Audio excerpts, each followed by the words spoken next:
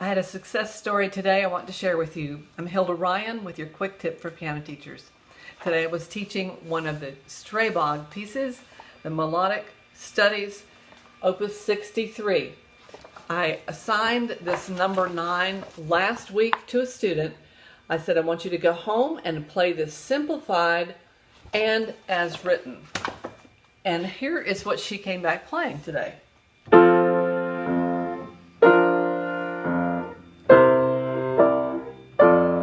Obviously, it's important that you have a motion that goes like this and not like this. Otherwise, you won't have that sound. And then, as written,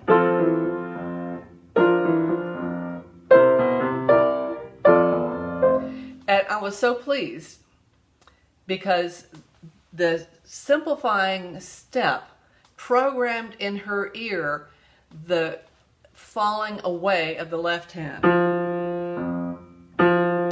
Then when she added all the little triplet, it was still in her ear to sound this way.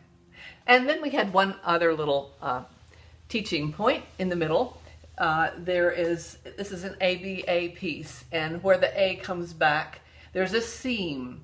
And I wanted her to do a diminuendo and a retard, but I wanted her to understand why. So I asked her about the form, where it comes back, and she spotted this return here, and we talked about the form, the ABA, and I said, now, how can you communicate to your listener that this is a seam right here? And she was struggling to answer, and so I prompted her a little bit. I said, well, what do you do at the end of a piece to communicate that it's the end? And she said, oh, I do a retard. So I said, well, what could you do here at the middle? And she said, retard. I said, yes. And how much retard compared to the end? And she thought a minute, and she said, less. I said, yes. And then we talked about the fact that there's really nothing much happening harmonically in the measures that lead up to this seam here. And do we want to try to make it exciting when it's really not, or do we just want to go?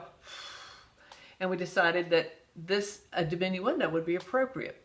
So here we have a diminuendo and a retard leading up to the seam of this piece here, going back to the A section, and she knows why she's doing it. You see, that's my way of developing an independent musician.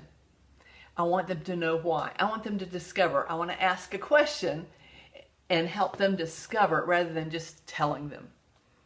Hope that's helpful for you today.